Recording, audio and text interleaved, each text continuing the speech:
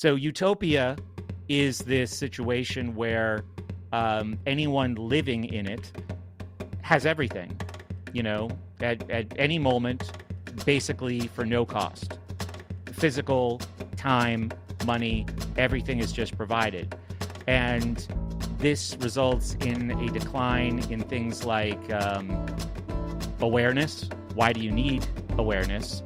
And if you're not aware, kind of going back to Nathaniel Branden's 6 pillars of self-esteem, if you're not being conscious, you're not going to be assertive or effective.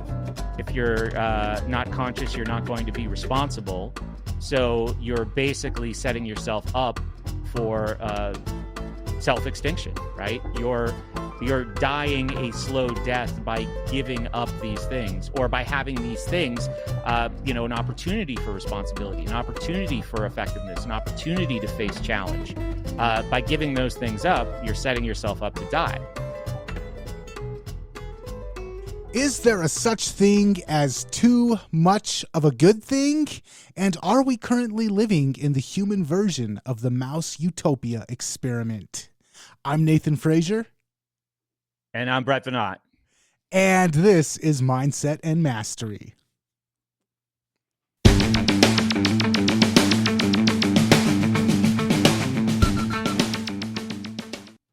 Brett Venat, it's great to be back on the microphone with you. How are you doing, man? I'm doing good, Nathan. How are you? I'm doing fantastic. And last week, I don't know if it's chronologically the way that we're releasing the episodes, but the episode that we recorded last week, we were talking about finding fulfillment in life, and we had this conversation about people having a lack of fulfillment, a lack of purpose in life, and that leading to a lack of happiness in life. And it was so weird because almost immediately after I got off of the call with you, I went to meet with one of my clients, and we were talking about one of our mutual friends that he had just seen the night before. And he said I'm not going to say the guy's name, but the dude is a multimillionaire. He owns a significant portion of the town or the city that I live in. He owns a lot of property.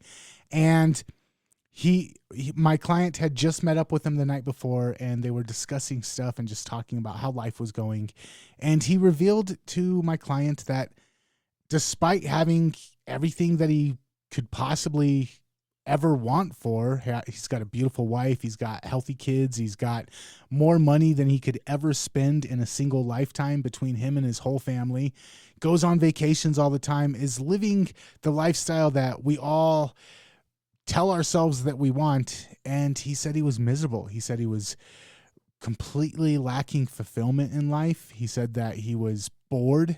Bored was the word that kept coming up over and over again, but just lacking purpose, not having a good feeling about himself, about his life, despite having everything that we're trained or told will bring us happiness. And it really got me thinking about something called the mouse utopia experiment and the similarities that I see between the implications or possible implications of this experiment and some of the lives that some of the more successful people that I know seem to be living. And so I asked you if you would ever come across this experiment and what your thoughts were on it. And man, you came back with just a heaping helping of notes and some interesting points that I wanted to discuss with you on this week's episode. Yeah, I always have a lot of notes. And it's funny, like all the experiments that I've heard of and talked about, like Milgram and the Stanford Prison experiment and the Ash conformity experiment, I was really, really unfamiliar with this mouse utopia experiment that was conducted in the same general period of time as a lot of these, which was like late 60s, early 70s. So, I know we had actually talked about it before that too. And you seem to have a bit of a fascination with the mouse utopia. There was also a follow-up rat utopia experiment done by similar people, I think at the same institution. But what was your initial attraction to this whole thing, even before your friend's lack of fulfillment? Two things. Number one, We have this ongoing discussion about UBI, universal basic income. There's the computer Sure. communists, the zeitgeist people, and they seem very interested in a utopian worldview, kind of like a Star Trek post scarcity worldview where everything is taken care of for them, that some algorithm doles out all of humans' needs and decides who gets what and who needs what, and we'll all be taken care of like little children, and the algorithm will be mommy and daddy for us. And to me, that future seems completely horrifying. To me, that seems like playing a video game where the only thing you have to do is hold down the right side of the joystick, and there's no hurdles, there's no obstacles, there's no challenge, and you just hold right, and there's no enemies to overcome, and you just hold right until you get to the flagpole at the end of each level, and each level is the same. And that is, to me, to somebody who's creative, to somebody who's constantly looking for challenges, that type of life holds no appeal to me. And when I came across these mouse and rat utopia experiments, it confirmed what I felt like what I would experience living in a society where everything was provided for me, where everything was, all of my needs were given to me, and there was no challenge. I looked at what happened to some of these mice, and we'll get into this as we go through today's episode. I looked at what happened to them, and I said, yep, I could totally see myself and the majority of society going down this self-destructive spiral of behavior if we lived in a society where everybody had all of their needs taken care of for them, and there was no challenge, there was no hardships to overcome. So for me, it was more of a confirmation bias thing. It was for years I'd been arguing with people that this is what would happen if we actually did have a universal basic income. And then I found these experiments that told me that I was right. So I was like, yes, I'm going to talk about these. I'm going to scream about this experiment from the rooftops. Yeah, I think your video game would be more fun to play if you got to be the computer instead of the human. You know, in this, if I remember Zeitgeist correctly, it's like everybody lives in a circle in these pods, and a machine goes around in like a rotational fashion feeding people. Sounds great. It sounds like a dream come true. But actually, like being the computer and getting to feed the humans, that would be more challenging and fun, even though they're all in their pods and their pods are all in a circle. I know I'm straw manning whatever Peter Joseph's vision of the future was. So, yeah, so here we are at the Mouse Utopia experiment. Do you want to kind of go through some of the details of this? I can run through my notes just to give the broad strokes. It was very, very difficult to collect information or to find information that was consistent about numbers, like the size of the tank, the duration, the number of mice, the number of like everybody's got a different story about it. And one of the reasons why I think that is, if people want to do their own research, is the doctor Calhoun, who ran the experiment, again, late 60s, early 70s, did it, I think, close to 30 times. So he was always changing variables. And the most famous exercise was called Universe 25. So his fifth take on creating this perfect world, 25th take for creating this perfect world for mice. So we've got a tank that is, I think in this one, 9 feet by about 5 feet. It's got walls that are 36 inches high. There is like a common area, and then up the walls, the mice can climb up into these little mice apartments. And it was originally set up to support about 3,000 mice. So they start with 8, 4 pairs of male and female mice, and they go from there. So the entire thing runs, I think, for about 2 years. And at the end of it, despite explosive population growth at the beginning, spoiler alert, they're all dead. The mice were specially bred for this experiment by the NIH, of all people. All predation was removed. All possibility of disease was eliminated. Their health was monitored. Healthcare was provided. And in the first 300 days, the population of mice, starting from 8, doubled every 60 days until an equilibrium period was reached, which was the second 300 days, where strange behaviors started to develop in the community, including violence, mostly among the males. So if you have any details you want to add about like the actual progression through the experiment, I'd love to hear what stuck out for you. I think the one point that we kind of brushed over too quickly at the beginning of this episode is the point of all of this. It was to see what would happen if there were no obstacles, if everything was given to, if everything was provided for this species, and to see what happens when life gets too easy, or I guess when life becomes the utopia. It was to see when we have everything that we see as a utopia, what might happen. And it was an experiment with mice. And so I think that, just to call back to what was the point of all of this, it was to see what happens when we have the paradise that we think will make us all happy. Right, exactly. So it is odd then that as all of their needs are provided for, you start to see this deviant social, eventually deviant sexual behavior.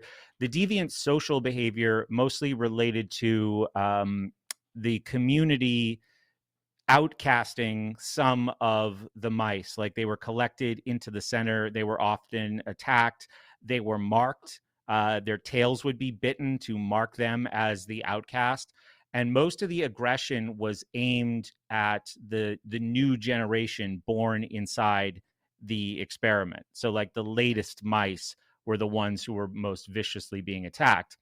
Some of the mice actually elevated themselves literally, like they climbed the sides and just stayed in this like antisocial, anti-sexual, very narcissistic for mice kind of condition. They became what Calhoun called the beautiful ones.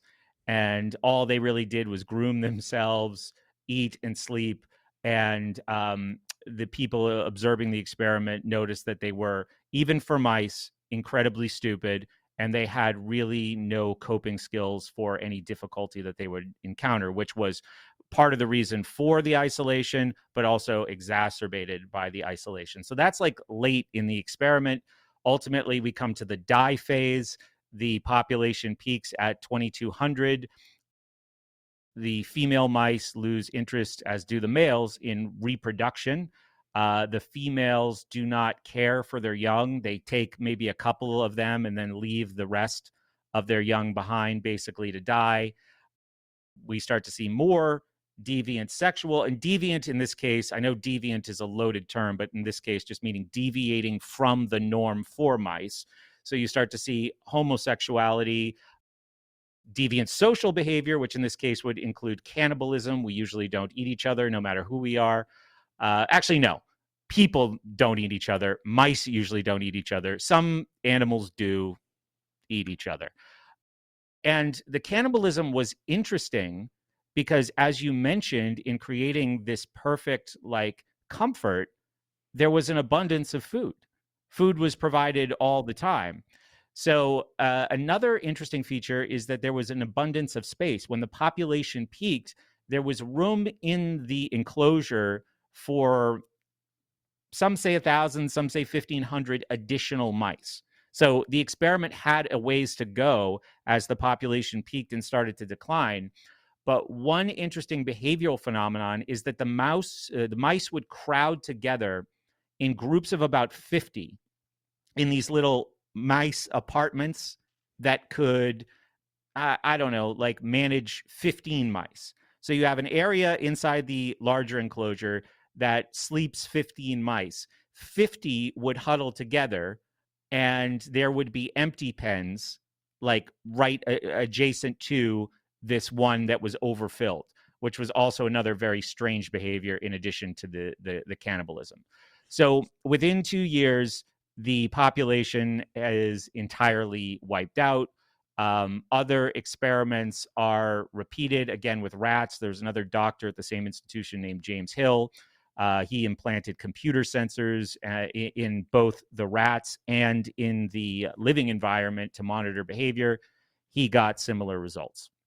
Mhm. So one of the biggest takeaways for me, since we just kind of went through what happened, I saw in my research a lot of efforts of different people with different interests to try and cram this science or cram their ideology into the science, or use the science or the outcome of this experiment to fit their worldview or maybe their political purposes. There's probably no debate that overcrowding in places like big cities for human beings has all sorts of like psychological and behavioral negative effects. I would have liked to have seen more caution in people trying to use this to fit some kind of an agenda, which lots of people have tried to do in lots of different ways. And back to your question about why I was so interested, I did the exact same thing. So a lot of times we criticize human behavior on the show. I'm guilty of that exact same thing that you just criticized. I saw this and I said, hey, this fits what I want to believe, and it fits my political and economic beliefs. And so I'm going to run with it. So just keep that in mind as you listen. At least for me, I'm not innocent of the things that I criticize. Also, I kind of wanted to take a couple steps back.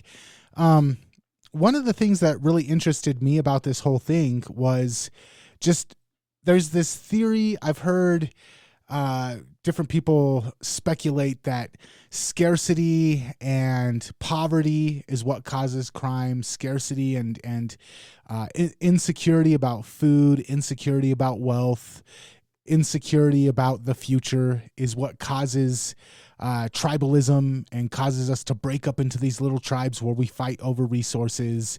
And one thing that is hard for me to ignore about all of this is that's not the case in this experiment. They didn't have any kind of scarcity. They didn't have any kind of insecurity about food, insecurity about resources, insecurity about space. And yet they still did the things that we attribute to food and wealth and other types of insecurities. So we look at crime levels in inner city poverty-stricken areas, and we say, well, it's because they don't have faith in the future. It's because they don't have any kind of security about their income. It's because they don't have hope for a brighter day in the future.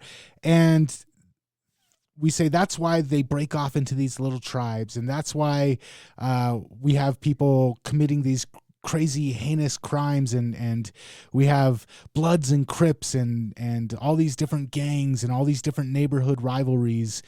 And yet when we took away the scarcity, when we took away the insecurity of the things that we say are the cause of why humans act this way, we saw that with both mice and rats, they still acted that way. And in fact, the more extreme the taking away of those insecurities was, we still saw extreme swings towards those what you called deviant, self-destructive, tribal, us versus them. So it didn't matter that they had all of their needs. It didn't matter that they didn't have to worry, that they weren't insecure about these things. They still broke off into their separate little groups. They still did the tribalistic us versus them. Let's mark the them so that we know who to attack. The problems that we think would be solved by just creating a world without scarcity, those problems weren't solved, at least for the mice. And I have a sneaking suspicion, because of the world that we live in and how well capitalism has, for all of its flaws, has decreased the amount of poverty and want in the world. Even amongst very wealthy first world societies, we still have the tribalism. We still have the us versus them. We still have the, I know people that have more money than they could ever spend, and they still worry about money. And I want to say this in the least bigoted way possible, but the more luxury we have, the more strange sexual identities and strange, I guess, first world things that we're allowed to explore, the more well off societies are the ones that have 58 different genders, and we don't see like otherkins, and I identify as a dragonkin. We don't see that coming from third world nations like we do coming from first world nations. So the pretty ones part of the experiment, the mice that became homosexuals, or the mice that became obsessed with their looks and grooming and very metrosexual, that seemed to be an outcome, a result of not having third world problems to worry about. It seemed like once all of the other problems were there or were taken care of, then we started seeing these strange deviations popping up in sexuality. And again, not to judge or to say it's wrong or to be hateful or anything like that, but just to see the correlation. And it might only be a correlation, but the fact that once you have all of these other things taken care of, then in mice and in humans, we start seeing these deviations from the norm as far as gender and sexuality go. And I don't know if there's a hard connection there, but there's at least something to explore there. Yeah, wow. We got a lot to deal with now. So, first of all, just a quick insert. As you're talking about these very luxurious problems a lot of young people are currently facing and bringing the same kind of intensity to, that you think it's like they're fighting at the Battle of Gettysburg. I'm looking at the shirt that I'm wearing, and I swear I didn't wear this shirt on purpose. If you're just listening to the podcast, it says college on it, and it is in the style of like the John Belushi Animal House college t-shirt, but under the college there is a pacifier, and this is a t-shirt for a movie that Adam Carolla made a few years ago called No Safe Spaces, which was about the culture of higher education, where a lot of these issues that Nathan was just talking about are currently being prosecuted. Well, it's where they were being prosecuted 5 years ago. Now it's all spilling out into the real world. So that is a mess. I think when we talk about like what went wrong in this mice colony, there's three big theories, or there's three distinct theories, but only one would I really entertain seriously. Because, one of the reasons why I think people tribalize is because we have this intense desire, because of the size and capacity and capability of our brains, to make meaning.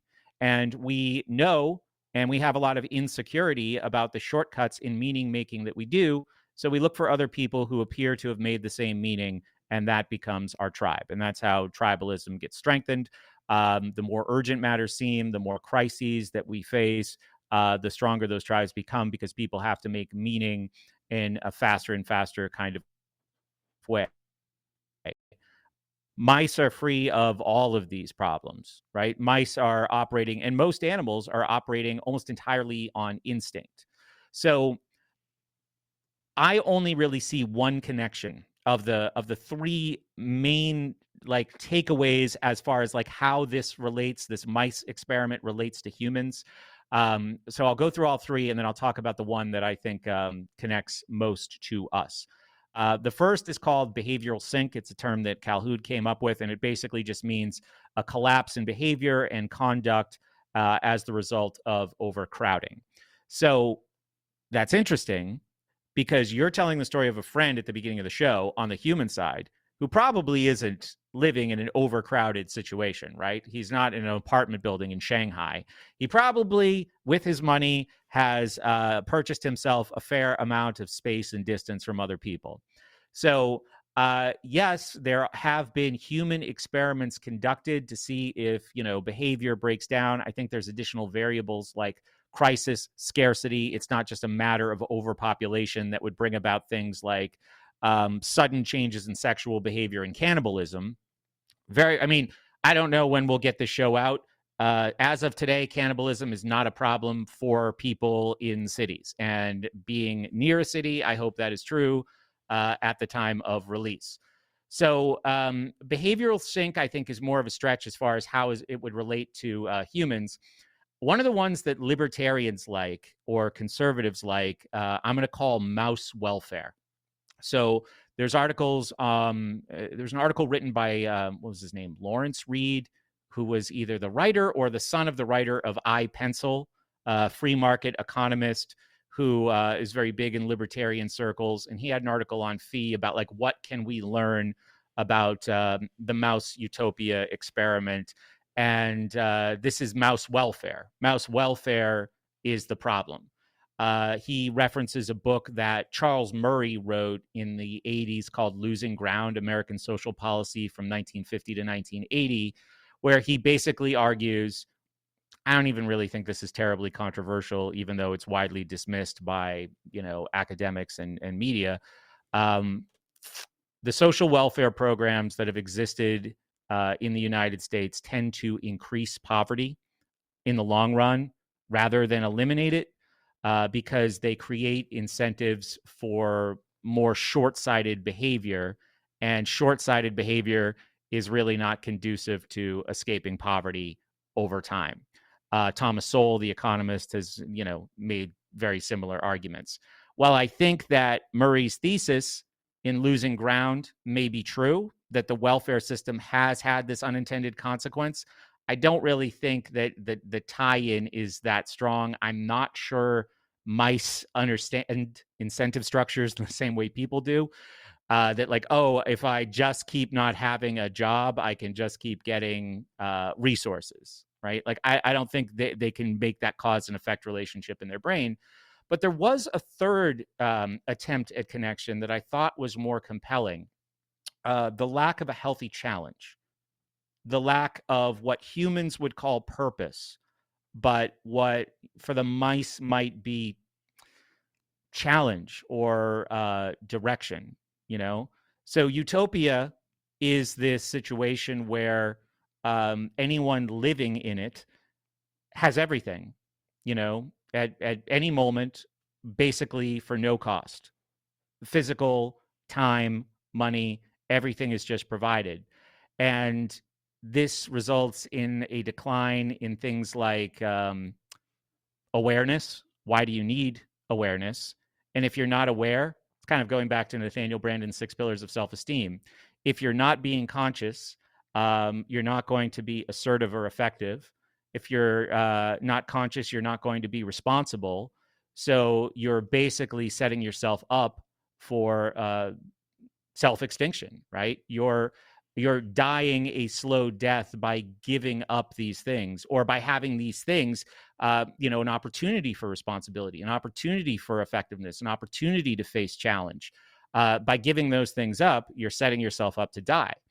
Calhoun acknowledged this in the experiment, and he suggested the parallel to humanity. His quote was, "Herein is the paradox of a life without work or conflict.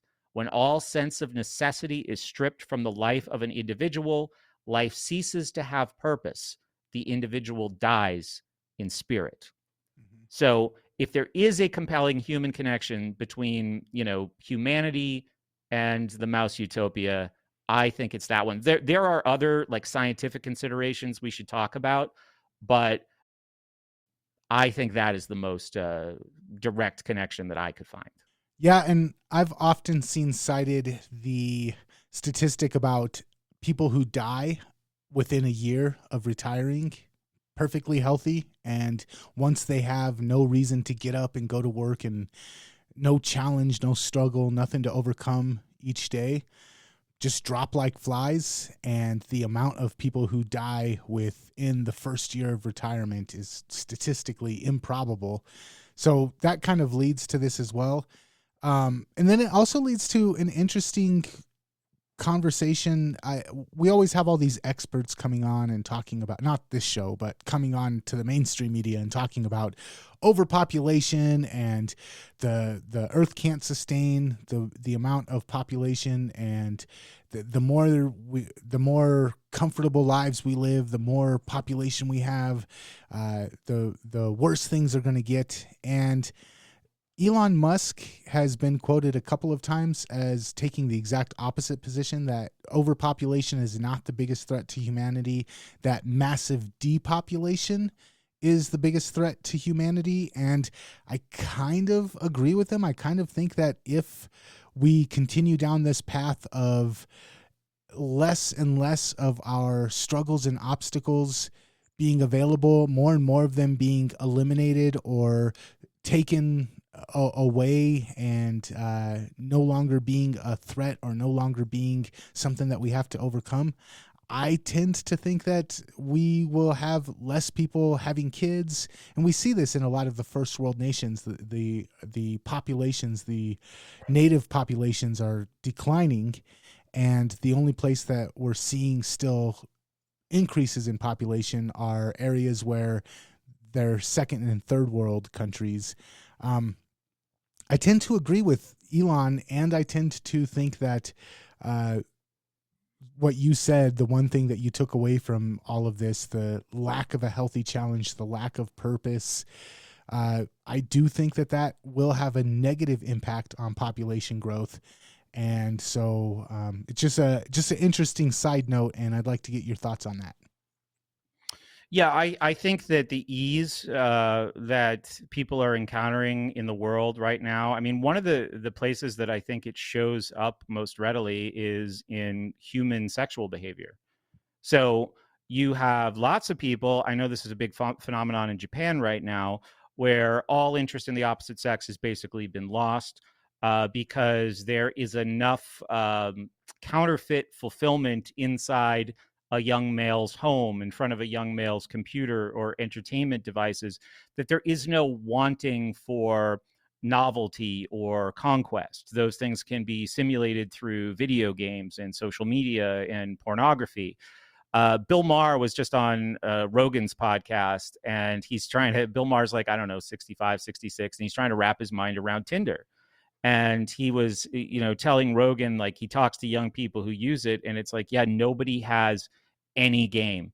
That was the complaint of young women, is like, dudes have no game because this is so easy. It puts the people right in front of you. They just like, hey, if we match, then that means we're hitting it off, and I'm not even going to try to like impress you or maintain your interest. And that frustrates probably a lot of people of both sexes.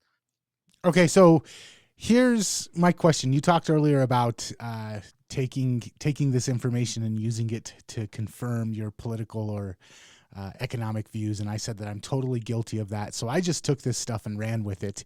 You always have a little bit more skepticism towards things than I do. I feel like maybe I jump into things with less skepticism than you do.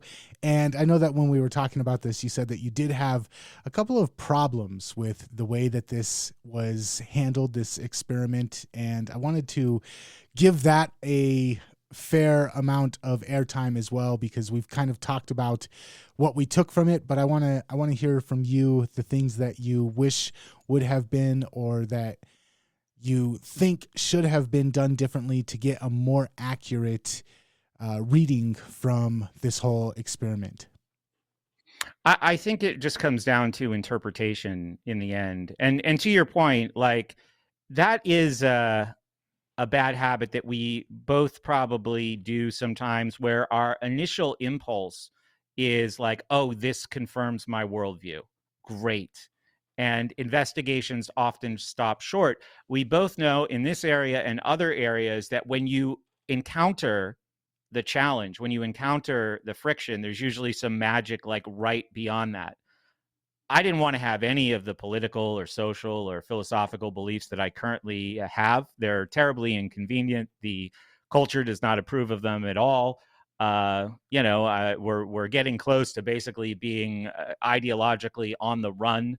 I knew that, I think instinctively, maybe 15 years ago, when I started to accept philosophical challenges instead of stopping short of them. So yeah, I think to go beyond and say, does this really confirm my worldview, or can I push myself a little bit further?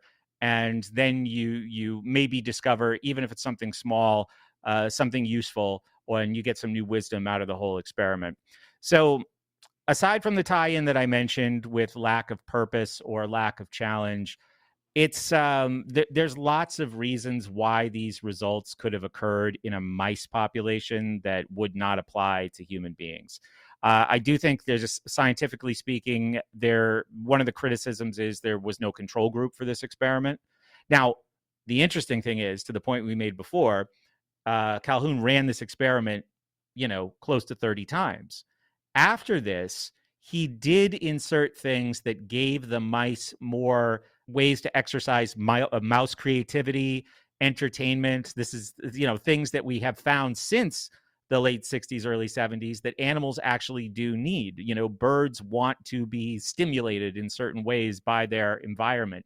I think the understanding at the time was that all the needs that animals have are like food, shelter, safety. And if those three things are met, they should live happy lives in a utopia like this. So later on, he did actually introduce things that gave the mice more stimulation and outlets for challenge and creativity, and got slightly better results. There's a considerable lack of genetic diversity in the experiment, starting with only 4 breeding pairs, which means that you've got a lot of inbreeding ultimately. And that has been known to produce psychotic behavior in both animals and human beings. I think one of the most compelling theories about this is that because mice are not about making meaning, they're about operating on instinct. Somehow their biological computers, individual or collective, understood that if they maintained their normal reproduction schedule in an enclosed space like this, like mice don't live in captivity, and they must have had some comprehension, or even if in mouse terms it wouldn't be comprehension, some awareness of the enclosure that they were in. So they stopped breeding and sabotaged their reproduction because they knew that it would eventually lead to problems, right? Eventually there would not have been room for more mice, even though after the first phase, where they're doubling the population every 60 days, the second phase, it doubles like every 150 days. So it slows to the point where it reaches this 2200, and something happens there that we might not be able to understand what was in the collective psychology or the collective instinct of the mice, that it was time to start culling. And at that point they do, all the way down to 0. Now, why the sabotage becomes so dramatic, it's hard to know. But I think that is probably the most useful understanding, is like they had some conception of closed space and limitations to breeding. And it's not like there's going to be a mouse conversation about like, well, we have to implement a 2-child policy. So, more to us, more irrational and drastic measures were taken. I think is probably the most reasonable interpretation of what happened here. I'm reminded of the Georgia Guidestones and the keep human population limited to 80,000 people or whatever, but they just kept going downwards after that. Yeah, absolutely. And I did have like some side thoughts, just in addition to what we've talked about so far. I know you and I both live like not in the middle of cities, but like close to cities. Is that fair to say? Yeah. Like I live on the edge of Pittsburgh. And in my early research, I found myself going back to this urban-rural divide, which I think is responsible for so much discord that we see in the country. Like in Pittsburgh, when you're in certain neighborhoods, everybody's doing the right things as far as the culture is concerned. The culture. They have the right signs in their yards. They have the right things on their face. They have the right, flag stickers on their car. They're blue and yellow. So you go 15 miles away from there in any direction, and your people are having Trump parades. So that breaks down, around a certain kind of politics. But it also, I think those politics are informed by your orientation towards other humans, right? You like the way you think about people might affect your thinking politically. In a rural setting, people are an unexpected delight to encounter more often than not. In an urban setting, people are in my way. And I do both every day, right? Like I go downtown, I can't believe the traffic, I can't believe how bad the drivers are.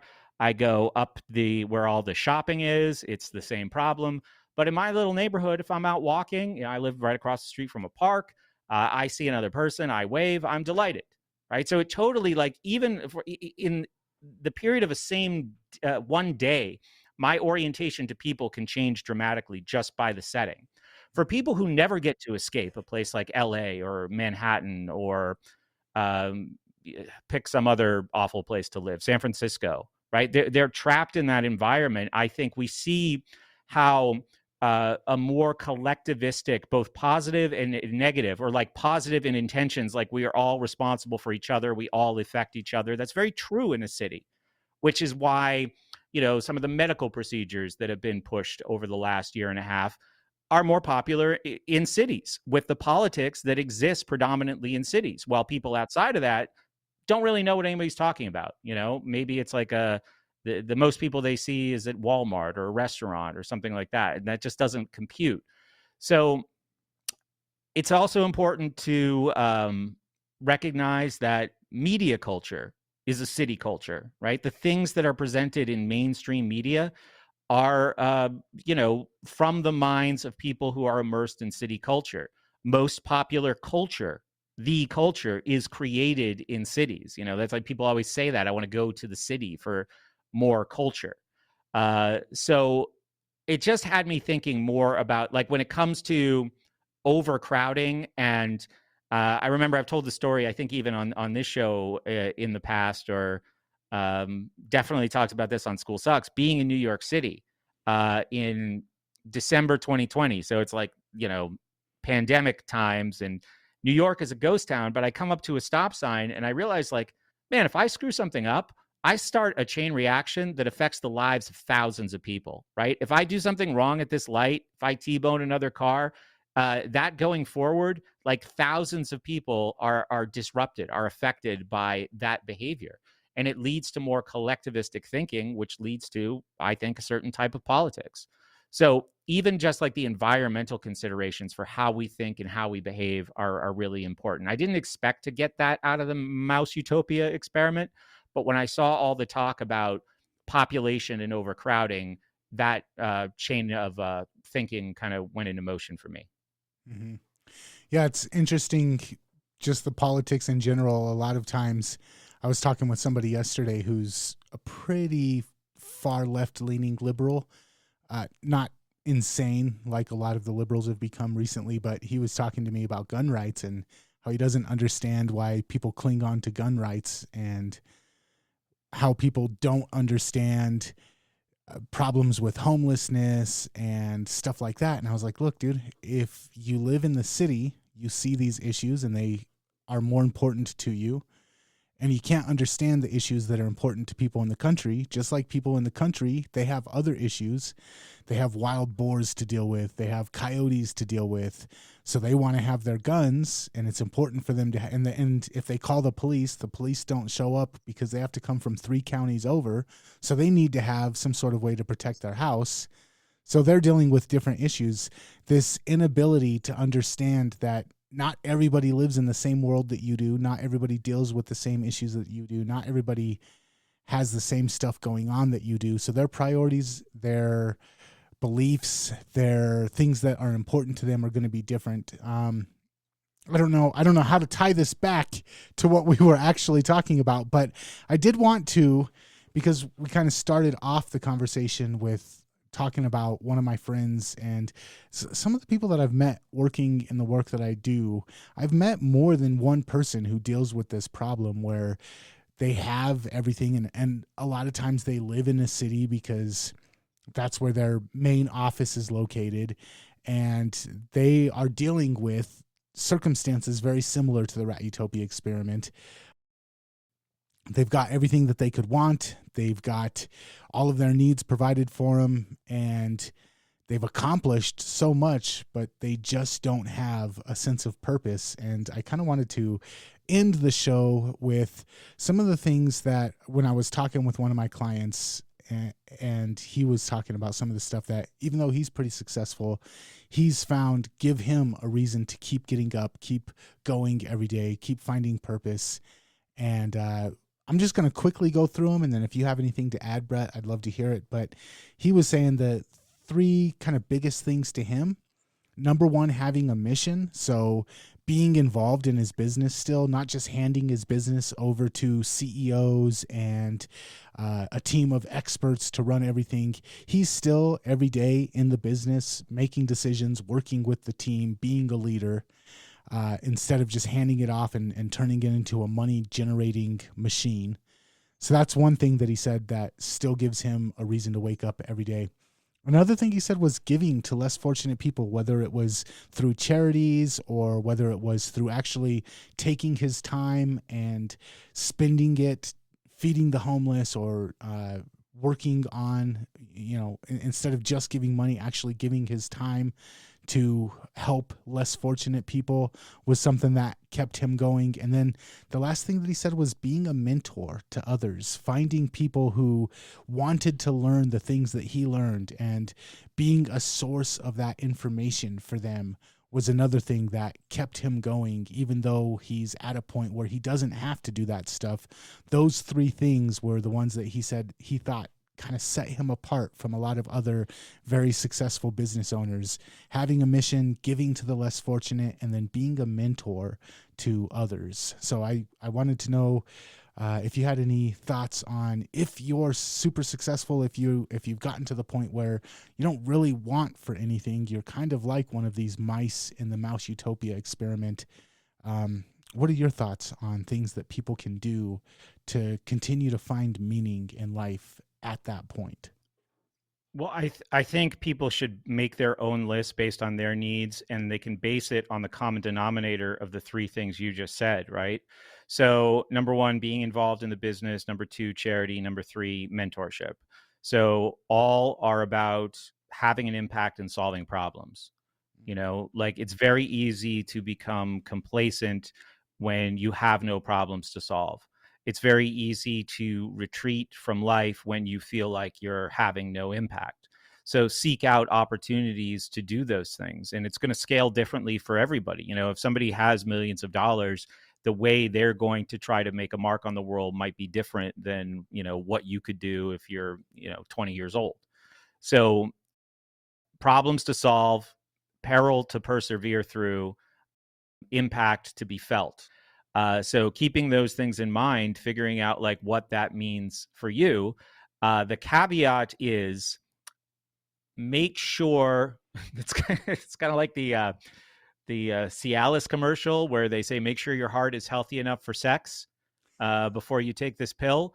Like, before you get out there and start screwing around and making challenges and problems for yourself, or seeking out problems to solve, it is really, really important that you are grounded, that you have some, emotional balance, that you have a support system, that you're standing on a foundation of like, okay, everything is okay and it's all upward from here.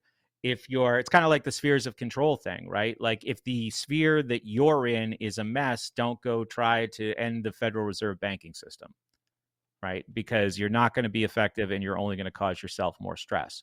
So, taking care of what's in your own house first, or committing to making that a continuous project, which it always is, it's never done, but committing to like self-care, personal growth, those kinds of things, with the added goal of making an impact on the world and being excited about solving problems.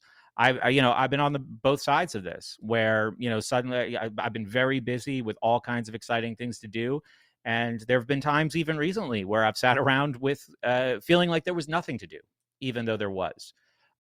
And I know which one feels better. Like, the former might be more stressful, but I think the latter is far more damaging in the long run, that inertia.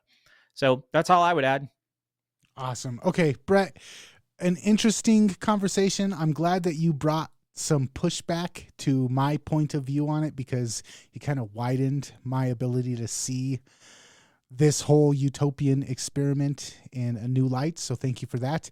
And if you listening to this want to catch more episodes and get some free stuff that we might have available for you, Brett, where's the best place for people to go? Go to mindsetandmastery.com. And also, if you're listening to us, subscribe to our YouTube channel. I'm actually posting these at my old YouTube channel. School Sucks Podcast is the username, and there's a Mindset and Mastery playlist there. Subscribe. I love reading comments. I hadn't done anything with YouTube in so long, and to be getting like comments, even negative and crummy comments, are great.